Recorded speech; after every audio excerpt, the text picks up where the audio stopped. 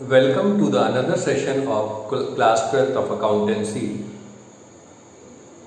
and in this session we are going to learn some special funds and their treatment while preparing the accounts of not-for-profit organizations. Funds दो type के होते हैं, एक तो journal funds होते हैं और एक स्पेसिफिक फंड्स होते हैं। अब चाहे फंड्स कोई से भी हों, आइदर जर्नल फंड्स हों और स्पेसिफिक फंड्स हैं आपके पास, तो ये इनकम एंड एक्सपेंडिचर अकाउंट में शो नहीं किए जाते। ये कहाँ पर शो किए जाते हैं? बैलेंस शीट के लायबिलिटी साइड में। तो पहली बात आप हमेशा ये ध्यान रखिएगा कि जितने भी फंड्स होंगे वो बैलेंस शीट के लायबिलिटी साइड में शो किए जाएंगे। दूसरी चीज,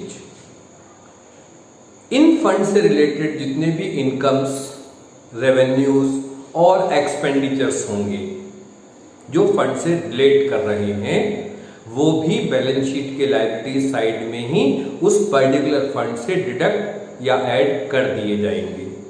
जो इनकम्स हैं फंड से रिलेटेड वो फंड्स में ऐड कर दी जाएंगी, और फंड से रिलेटेड जितने भी एक्सपेंसेस हैं वो डायरेक्ट फंड से ही माइनस कर दिए जाएंगे। और इन केस हमारे पास कोई फंड इन्वेस्टमेंट है तो उसको हम बैलेंस शीट के एसेट साइड में शो करेंगे। अब एक प्रॉब्लम यहां पर बचती है कि क्या होगा कि इन केस हमारे पास फंड तो कम का है पर एक्सपेंसेस ज्यादा हो जाएंगे। यदि हमारे पास फंड्स की वैल्यू कम है, मान लिया हमारे पास एक प्राइस फंड गिवन है जिसकी वैल्यू 20,000 है, बट प्राइस एक्सपेंसेस हमारे हो गए 30,000, तो उस कंडीशन में जो यदि एक्सेस अमाउंट है एक्सपेंसेस की, तो वो जो जितनी भी एक्सेस अमाउंट है that should be shown in the income and expenditure account debit side. Okay, चलिए इसे हम कुछ एक क्वेश्चन के मीडियम से देखना शुरू करते हैं फंड्स को। अब देखिए इस क्वेश्चन में हमारे पास है प्राइस फंड की वैल्यू 50,000, प्राइस फंड इन्वेस्टमेंट भी गिवन है अगेन 50,000 का। During the year price awarded 26,000 है and income from price fund investment 20,000।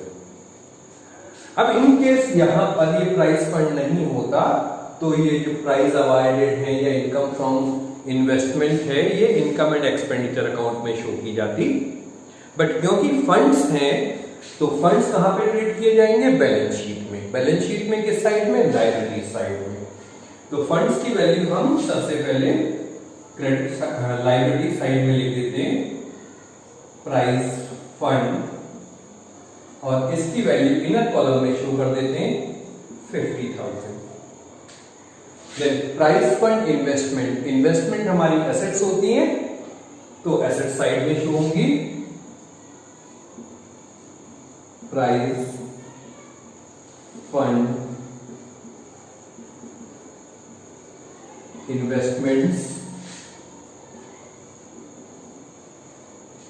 ध्यान रखिएगा हम जो भी एडजस्टमेंट करेंगे वो फंड्स में करेंगे, ना कि प्राइस फंड इन्वेस्टमेंट में। ओके, इन्वेस्टमेंट में नॉर्मल एडजस्टमेंट नहीं होती है। अब प्राइस अवार्डेड किए गए हैं, प्राइस दिए हैं, तो ये हमारा लॉस है, और लॉस कहां से रिकवर कर लिया जाएगा? इसी फंड से लेस कर देंगे प्राइस अवार्डेड, और इसकी अमाउंट 26,000। बचा हमारे पास 24। ओके, एंड इनकम जो प्राइस फंड इन्वेस्टमेंट से हमें मिली है वो भी प्राइस फंड में ऐड कर दी जाएगी। एड इनकम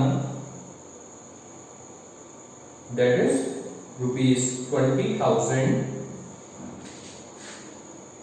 और फाइनल अमाउंट 44,000 रुपीज अमाउंट के कॉलम में शो किया जाएगा। ओके, नेक्स्ट एग्जांपल देखते हैं। देखिए इस क्वेश्चन में क्या है हमारे पास, we have match expenses match fund, sale of match tickets and donation for match fund. Okay, क्योंकि हमारे पास फंड है, स्पेसिफिक फंड है, देन हम इसे कहां पे शो करेंगे? बैलेंस शीट के लायबिलिटी साइड में।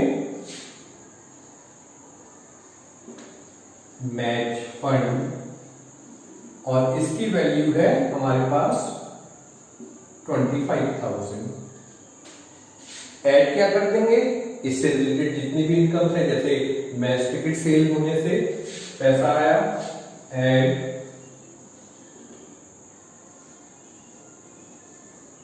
Cell of tickets